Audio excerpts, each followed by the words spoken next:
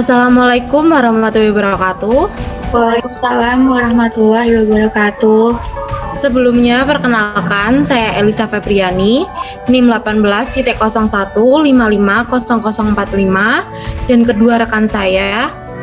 Perkenalkan, nama saya Vina Khairunisa dengan NIM 18.01550044. Dan perkenalkan, nama saya Tabita Salsabila, NIM 18.01550047. Kami akan mempresentasikan tugas review jurnal dari mata kuliah Data Warehouse yang diampu oleh Ibu Sulastri. Jurnal yang kami pakai yaitu dari Ni Putu Manik Ardianti, Anik Suryanti Kusuma, dan IKADEK Budi Santika dari program studi Teknik Informatika STIMIK Stikom Indonesia Bali dengan judul Implementasi OLAP untuk Pengolahan Transaksi Penjualan Berbasis Web. Studi kasus Lilola Butik. Next. Latar belakang dari Lilola Butik yaitu Lilola Butik merupakan perusahaan yang bergerak di bidang fashion yang menjual berbagai produk pakaian wanita. Target utama pelanggan perusahaan ini adalah wisatawan asing. Lilola Butik berlokasi di Jalan Werkudara, nomor 463 Legian, Badung, Bali, Indonesia dengan kode pos 80361. Lilola Butik merupakan bisnis yang menciptakan sebuah brand fashion yang memproduksi desain fashion sendiri. Kebutuhan bisnis dari Lilola Butik ini yang pertama untuk mempermudah pengolahan data transaksi penjualan di Lilola Butik. Yang kedua untuk meminimalkan waktu dalam pengolahan data untuk menghasilkan informasi yang dibutuhkan. Dan yang ketiga sebagai dasar untuk pengambilan keputusan dan penentuan strategi perusahaan. Next. Kenapa data warehouse? Yang pertama itu data warehouse dipilih karena memiliki banyak kelebihan dibanding basis data biasa, seperti sifatnya yang lebih subjektif, non-volatil, terintegrasi, dan bersifat time varian. Arti dari subjektif sendiri yaitu data warehouse berorientasi terhadap subjek-subjek utama dalam suatu perusahaan, seperti data warehouse untuk customer, produk, dan sebagainya. Kalau non-volatil itu artinya data warehouse tidak diupdate secara real time tetapi di-refresh dari sistem operasional secara reguler. Data yang baru selalu ditambahkan sebagai tambahan bagi database itu sendiri. Terus ada terintegrasi, itu artinya data warehouse dapat menyimpan data-data yang berasal dari sumber-sumber yang terpisah ke dalam suatu format yang konsisten dan saling terintegrasi satu sama lain. Ya, terus yang terakhir ada time varian. Time varian itu artinya data yang berada di dalam data warehouse akurat dan valid pada titik waktu tertentu atau dalam interval waktu tertentu, hanya pada saat proses ETL atau update. Yang kedua, data warehouse dapat menyesuaikan dengan kebutuhan pengguna dan merespon perubahan dari waktu ke waktu dengan menggunakan data atau record. Yang ketiga, memungkinkan para pengambil keputusan untuk tetap dapat mengakses seluruh data dan hasil analisa tentang organisasinya saat berpergian jauh. Selanjutnya akan dijelaskan oleh Tabita. Silakan. Oke, baik. Ini selanjutnya saya akan menjelaskan tentang analisa kebutuhan sistem. Nah, pada gambar satu ini itu tuh menunjukkan alur proses dan sistem yang akan dirancang pada Lilola Butik. Nah, lalu ini dari sumber data Excel itu nanti akan diproses menggunakan program yang namanya Pentaho Data Integration dengan menjalankan fungsi ETL yaitu extract, transform, dan loading. Nah, setelah itu data warehouse akan dibentuk dengan menggunakan skema Snowflake yang nanti akan dijelaskan pada slide berikutnya. Nah, dari skema Snowflake ini dia nanti akan menggunakan penerapan yang namanya metode 9-step Kimball sehingga menghasilkan data warehouse yang lebih baik. Nah, lalu data warehouse, setelah dari data warehouse ini akan dibuatkan laporan laporan OLAP untuk mendukung proses pengambilan keputusan. Oke, jadi gambar 1 ini itu adalah proses yang berlangsung pada sistem yang akan dibangun pada Lilo Labutik. Nah, slide berikutnya ini ada beberapa tabel. Nah, tabel pertama ini atau tahap extraction itu tabel ini itu ada pada perancangan ETL atau extract, transform, dan loading. Nah, jadi langkah ini tuh langkah pertamanya pada proses ETL itu akan mengekstrak data dari sumber-sumber data. Adapun sumber data dan data yang dipilih pada pembuatan sistem itu adalah data transaksi penjualan. Data transaksi penjualan itu adalah sumber datanya, dan data yang dipilih dari data transaksi penjualan itu ada 6 data ini, yaitu jenis barang, data pembayaran, data waktu transaksi, data toko, dan data penjualan. Nah, setelah data tadi diekstrak, itu nantinya akan diproses, yaitu ke transform atau transformasi data. Nah, itu tuh prosesnya itu penyesuaian format pada data yang sudah diekstrak, itu nantinya agar seragam dan kompatibel dengan format data pada data warehouse nantinya. Nah, setelah ditransformasi data ke data warehouse, lalu proses terakhir adalah loading. Loading itu nantinya prosesnya itu akan memasukkan data ke dalam data warehouse. Nah, di Lilo Labutik ini menggunakan DBMS MySQL. Nah, lalu kita masuk ke tabel kedua. Tabel kedua itu nantinya dia adalah termasuk perancangan data warehouse. Nah, jadi di perancangan data warehouse Lilo Labutik itu kita menerapkan metode 9-step Kimball dengan model Snowflake Schema. Nah, tahapan 9-step Kimball itu ada 9. Yang pertama itu adalah pemilihan proses atau choosing the process. Nah, di pemilihan proses ini Lilo Labutik itu nantinya akan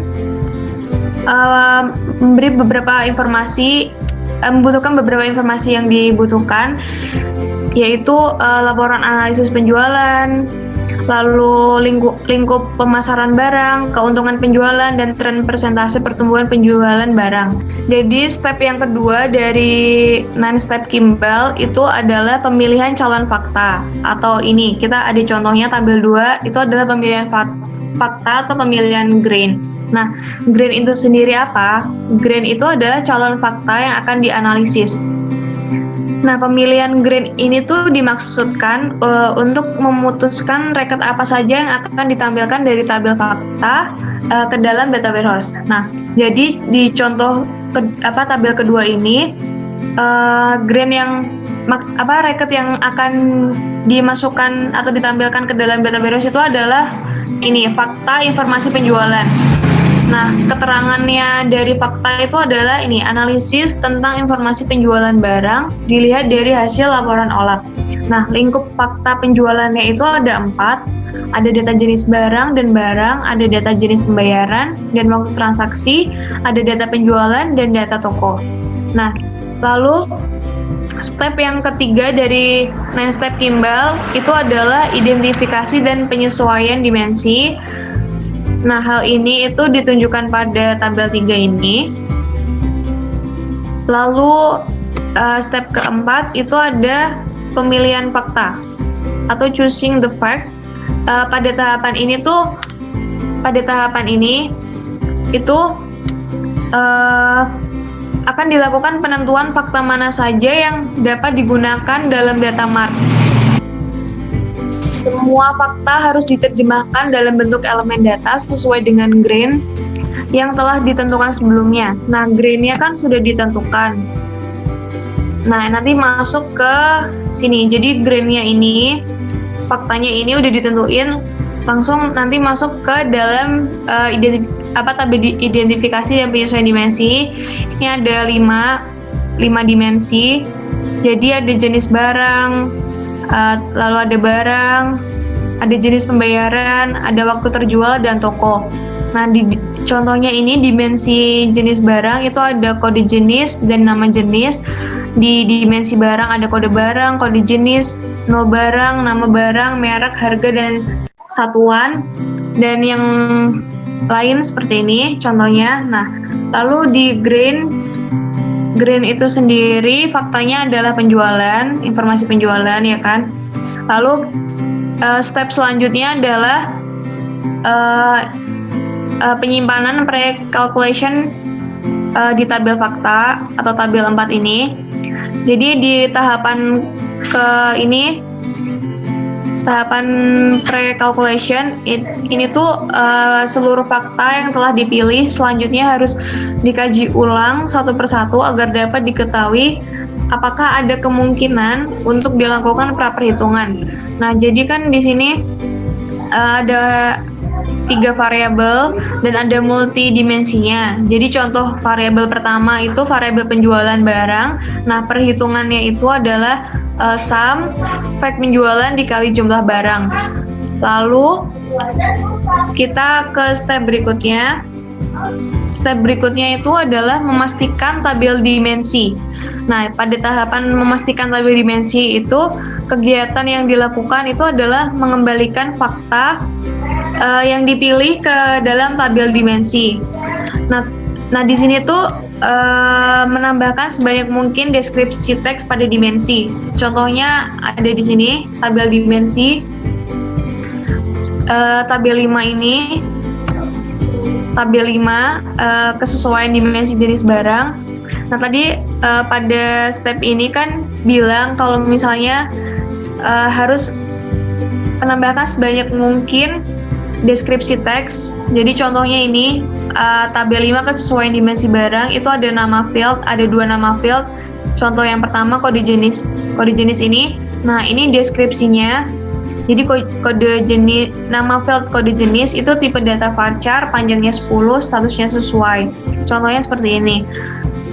Dan yang ini pun juga termasuk contoh dari memastikan tabel dimensi atau rounding out the dimension table. Lalu step berikutnya adalah pemilihan durasi database. Jadi pemilihan durasi database itu nantinya pemilihan durasi data history yang dimiliki dapat dilakukan sesuai dengan kebutuhan informasi dari pihak stakeholder. Jadi nantinya tabel-tabel ini akan digunakan untuk memberikan informasi kepada user yang akan memakai sistemnya nanti. Lalu step berikutnya itu adalah melacak perubahan dimensi secara perlahan atau tracking slowly changing dimension. Nah, di sini itu tuh nantinya di step ini tuh akan mendeskripsikan data yang tepat pada tabel dimensi harus dapat digunakan dengan data operasional yang berjalan. Lalu step yang terakhir pada non-step Kimball itu adalah penentuan prioritas dan model atau query deciding the query priority and the query mode. Jadi langkah terakhir ini adalah penentuan model query untuk menghasilkan laporan OLAP di mana hasilnya akan ditampilkan pada aplikasi berbasis web pada Lilola Boutique. Nah, slide selanjutnya akan dijelaskan oleh Vina. Silakan. Nah, baik. Di sini saya akan menjelaskan tentang tabel fakta. Nah, di tabel fakta ini terdapat 8 field dan 3 deskripsinya. Yang pertama ada kode penjualan dengan tipe data varchar, panjangnya 10 dengan status sesuai. Yang kedua ada kode barang dengan tipe data varchar, panjangnya 10 dengan status sesuai. Yang ketiga ada kode waktu dengan tipe data varchar, panjangnya 10 dengan status sesuai. Yang keempat ada kode jenis pembayaran dengan tipe data varchar, panjangnya 10 dengan status sesuai.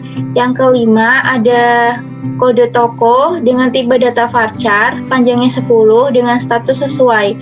Yang keenam ada nama barang dengan tipe data varchar, panjangnya 50 dengan status sesuai. Yang ketujuh ada jumlah barang dengan tipe data integer dengan panjang 5 dengan status sesuai. Dan yang terakhir ada total bayar dengan tipe data double panjangnya 10 dengan status sesuai. Nah, selanjutnya ini ada snowflake skema. Nah, di snowflake skema ini adalah proses yang berlangsung pada metode 9-step timbal yang sudah dijelaskan oleh Mbak Tabita tadi, yang menghasilkan produk multidimensional snowflake skema. Adapun snowflake skema pada sistem ini seperti ditujukan pada gambar berikut. Nah, di sini ada dimensi toko, ada dimensi waktu terjual, ada dimensi jenis pembayaran, ada dimensi barang, ada dimensi jenis barang. Nah, dimensi ini menghasilkan tabel fakta penjualan. Next.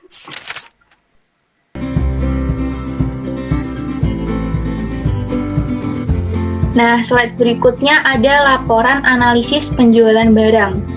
Di laporan analisis penjualan barang ini menampilkan grafik dari tabel barang yang berhasil terjual dalam setiap bulannya. Nah, program ini akan menampilkan grafik dan tabel dari tahun terakhir dari data yang masuk ke dalam sistem default. Grafik dan tabel dapat dilihat pada gambar kedua ini. Nah, berdasarkan laporan analisis penjualan barang tersebut, penjualan paling tinggi terdapat pada bulan Agustus dengan item yang terjual sejumlah 239 item. Sedangkan barang yang paling rendah terjualnya itu pada bulan Desember dengan 17 item. Next.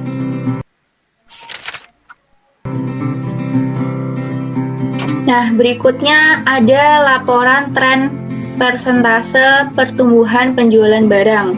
Nah, di laporan tren persentase pertumbuhan penjualan barang menampilkan tabel dari banyaknya barang terjual setiap bulannya. Persentase pertumbuhan didapat dari membandingkan banyak item terjual bulan bersangkutan dengan bulan sebelumnya. Program akan menampilkan tabel dari tahun terakhir data yang masuk ke dalam sistem default. Tabel dapat dilihat pada gambar ketiga ini. Nah, berdasarkan hasil dari laporan tren persentase dari bulan Januari sampai Desember, disebutkan rata-rata pertumbuhan barang terjual cenderung menurun dengan total negatif 0,58%.